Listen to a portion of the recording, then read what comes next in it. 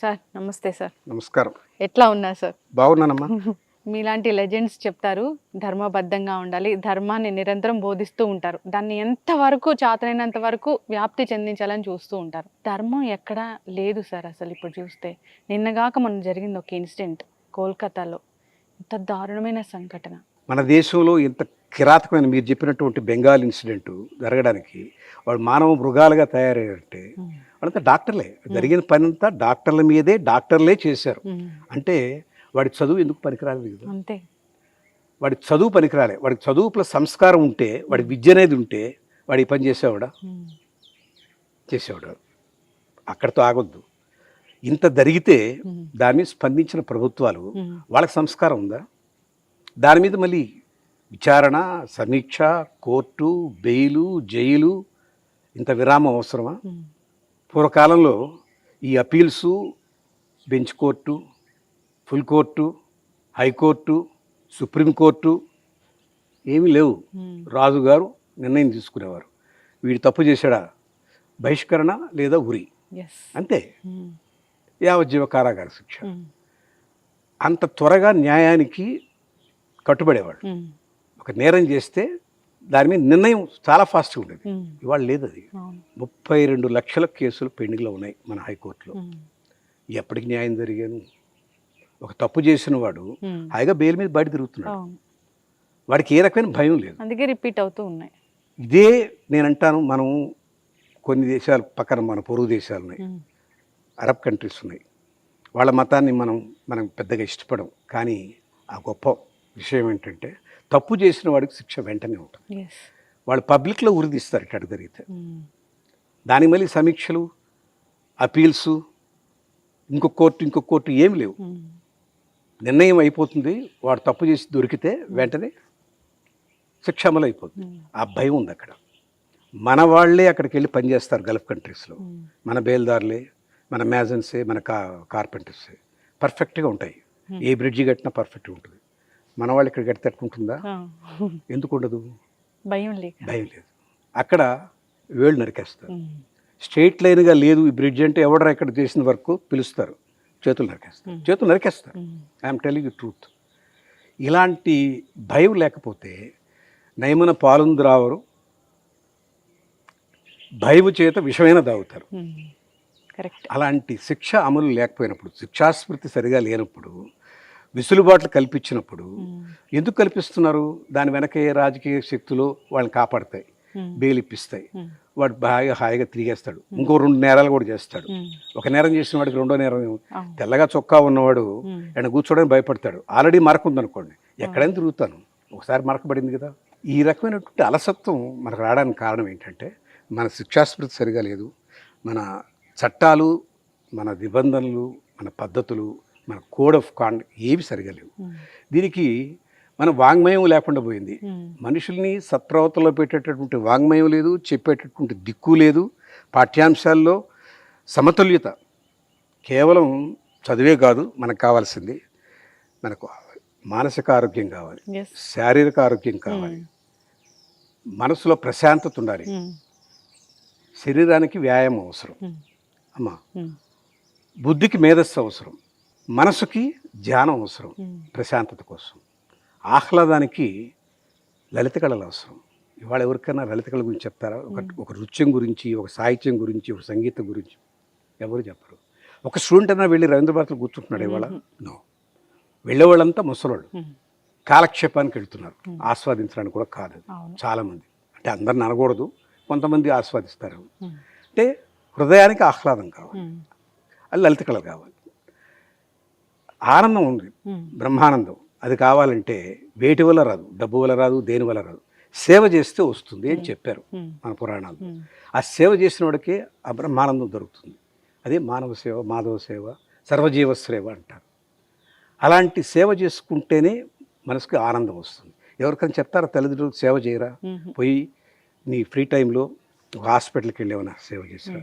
ఒక క్యాన్సర్ పేషెంట్స్కి ఒక మంచి మాట, ఒక ఉపశమనమైన మాట చెప్పు, ఒక ఆత్మీయమైనటువంటి స్పర్శ ఇచ్చిరా? చెప్తారు ఎవరన్నా? చెప్పరు. ఇవన్నీ మన జాతిలో లేవు. అందుకనే నేరాలు అటువంటివన్నీ ఎక్కువైనాయి. దీన్ని కంట్రోల్ చేయడానికి మన శిక్షాస్మృతి చాలదు, దీన్ని ఇంప్రూవైజ్ చేయాలి. అసలు ఫస్ట్ ఆఫ్ ఆల్ శిక్ష దాకా ఎందుకు వెళ్ళాలి, నేరం ఎందుకు దాకా వెళ్ళాలి? మనుషుల్లో ఆ జాతిరత్నాలు లాంటి మనుషులు తయారు చేసుకున్నటువంటి విద్యా విధానం లేదు.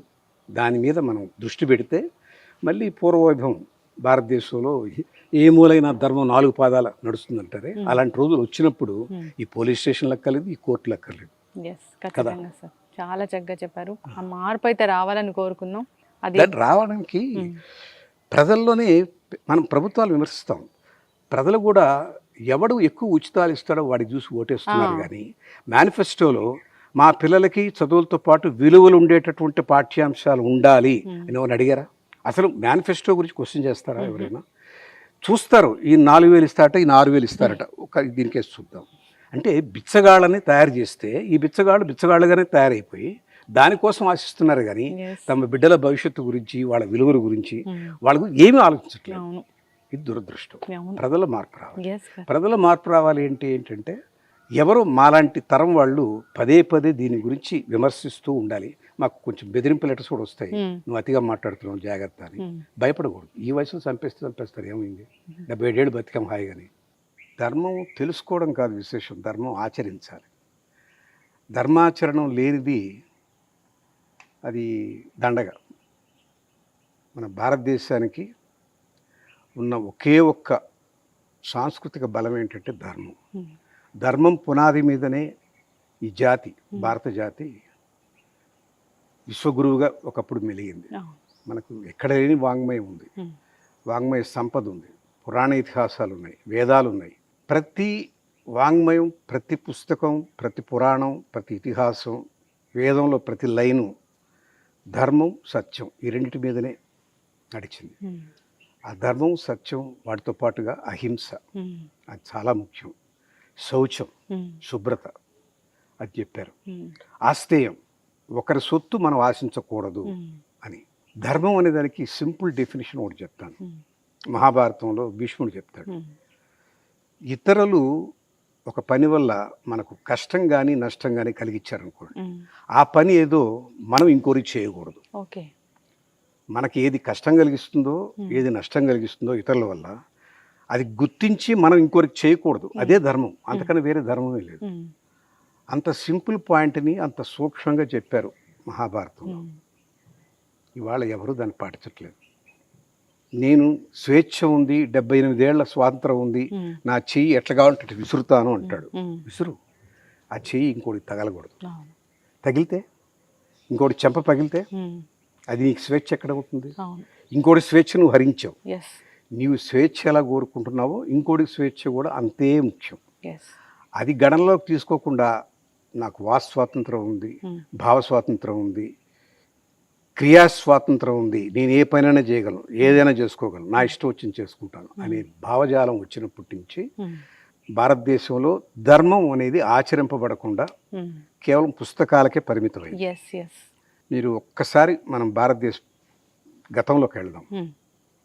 కొన్ని వేల సంవత్సరాల నాడే ఇక్కడ విశ్వవిద్యాలయాలు ఉన్నాయి, ఇతర దేశాల నుంచి వచ్చి చదువుకున్నారు. ఇక్కడ అంత వైభవం కలిగినటువంటి మనకి ఎంత శాస్త్ర మన ధర్మంలోనే మన మతం అంటాం, హిందూ మతం అంటే మతం కాదు, అది మతానికి ధర్మానికి ఉలిపర మందం ఉంది.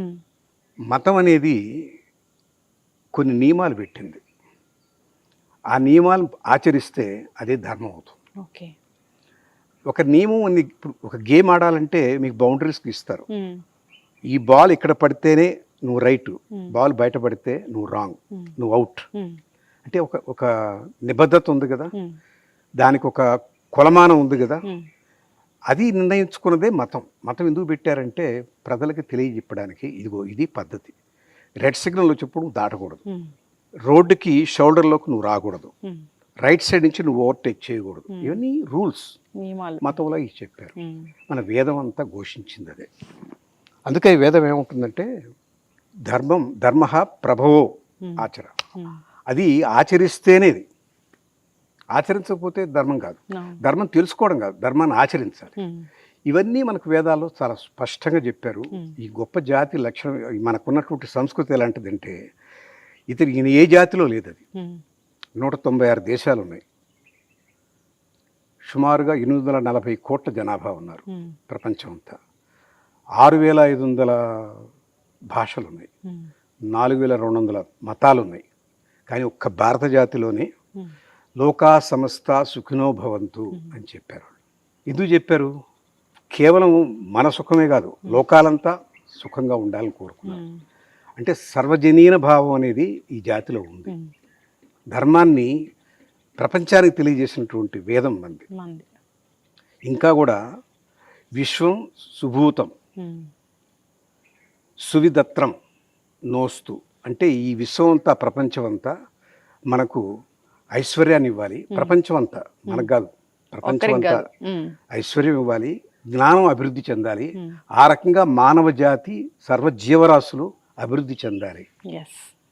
ఇంత గొప్ప భావన కలిగినటువంటి దేశం, ఇంత వాంగ్మయం ఉన్న దేశం ఆ రోజుల్లో ధర్మం అందరికీ పిల్లలకి చెప్పారు గురుకులంలో.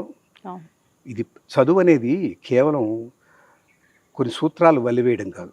అందుకని భజగోవిందంలో కూడా ఆదిశంకరులు ఎంతకాలం చదువుతారా ఈ సూత్రాలు, ఇవి కాదు జీవితం అంటే, హరినామ సంస్మరణ చెయ్యి, ఒక ధర్మ పద్ధతిలో నడువు, అది జీవితానికి ముఖ్యం. సూత్రాలు వల్లివేస్తే నీకేం ఒరగదు అని అంటాడు ఆయన. అంటే అంత ఆచార్యుడు కూడా కేవలం చదువే కాదు, చదువుతో పాటు సంస్కారం ఉండాలి. విద్య is equal to not physics, chemistry, maths. విద్య ఈజ్ ఈక్వల్ టు అన్ని చదువులు ప్లస్ సంస్కారం. సంస్కారం అంటే ఏమిటి? ధర్మపదం.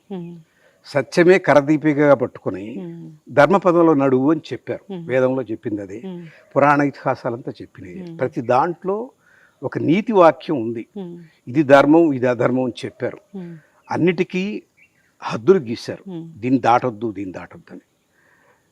కానీ ఒకటి గమనించాలి, సత్యం ఎప్పుడు నిత్యం ఒకటే, దాని మార్పు రాదు. ధర్మం యుగధర్మం మారుతూ ఉంటుంది. మీకు తెలుసు, కాలానికి కూడా కాలధర్మం ఉంది, వయోధర్మం ఉంది, ఋతువులు మారుతుంటాయి, ఋతుధర్మం ఉంది. ఉగాది టైంలో వసంత ఋతువులో చిగుళ్ళు వస్తాయి, గ్రీష్మ ఋతువులో ఎండలు కాస్తాయి, ఆషాఢంలో మబ్బులు వర్షాలు వస్తాయి, వర్ష ఋతువు వస్తుంది. అంటే ఋతుధర్మం ప్రకారం ప్రపంచంలో ఉన్నటువంటి అన్ని ఋతువులు ఒక్కొక్క తీరును, ఒక్కొక్క సమతులితోష్ణ స్థితి నుంచి పక్కకు జరిగి అది ఆ ఋతుధర్మ ప్రకారం ప్రవర్తిస్తుంది. ఉష్ణోగ్రతలు పెరగడము, వర్షాలు రావడము, వెన్నెల కాయడము ఏదో ఉంటాయి. అట్లాగే సత్యయుగంలో మనకు యుగాలు 4 ఉన్నాయి తెలుసు కదా. ఆ రోజుల్లో ధ్యానం మాత్రం సరిపోయేది, ధ్యానం చేసుకుంటే చాలు. సత్యయుగం దాటి త్రేతాయుగం వచ్చింది, అంటే రాముడు వీళ్ళు పుట్టింది. యజ్ఞాలు చేయమన్నారు, అక్కడ ధ్యానం చాలదు, యజ్ఞం చేయి. అందుకని అశ్వమేధ యాగం చేశారు, ఎన్నో రకరకాలు, పుస్తకామిష్టి యాగం చేశారు. ద్వాపరం వచ్చింది, అర్చన చేసేవాడు. ద్వాపరం దాటి కలియుగంలోకి వచ్చినప్పుడు ఇవన్నీ అక్కర్లేదు. ఇప్పుడు యజ్ఞం అట్టటివి ఏమిటంటే, యజ్ఞంలో కొన్ని బలులన్నీ ఇచ్చేవాడు, అవన్నీ అక్కర్లేదు. ఇప్పుడు కలియుగానికి కేశవనామస్మరణం చాలు, దైవనామస్మరణం, నీకు నచ్చిన పేరు, దాన్ని స్మరిస్తూ కీర్తనలు. అన్నమయ్య, త్యాగరాజు వీళ్ళంతా చేసిన కీర్తనలు, విశ్వామి దీక్షిత భక్తి మార్గంలో కీర్తనలు పెట్టుకున్నారు. సంస్మరణే ఆ కేశవనామాలు స్మరించడం. వాటికి ఏ ఫలితం దీనికి అందించారు. అంటే ధర్మం, యుగధర్మం మారుతుంది, సత్యం మాత్రం ఒకటే. అదేమిటి? పరబ్రహ్మం ఒకటి ఉంది. ఆ పరబ్రహ్మమే ఈ సృష్టినంతా ఏర్పరిచాడు, జీవరాశులకు ఇచ్చాడు, దాన్ని జాగ్రత్తగా వాడుకోమన్నాడు. నీకు దాని మీద అనుభవించే హక్కు ఉందే కానీ నాశనం చేసే హక్కు లేదు. అంతటితో ఆగిపోతే అది మతం అవుతుంది. ఈ జగత్తంతా పరమాత్మ సృష్టించాడు అని నమ్మి ఆ జగత్తును చూసి ఆగిపోతే అదొక మతం, చెడ్డలేదు అక్కడికే. ఈ జగత్తులో సర్వవ్యాపకుడైన విష్ణువు ఉన్నాడు, విష్ణువు పరబ్రహ్మం, విష్ణువు కావచ్చు, శివుడు కావచ్చు, ఇంకొకరు కావచ్చు, అదంతా ఆయనే వ్యాపించున్నాడు అని అర్థం చేసుకునే స్థితికి ఎదగటం ఆధ్యాత్మికం. మతం నుంచి ఒక స్టెప్ పైన, అది ఆధ్యాత్మికం. ఇవన్నీ తెలియాలంటే మీకు ఎక్కడ, ఏ స్కూల్లో, ఏ పాఠంలో చెప్తున్నారు?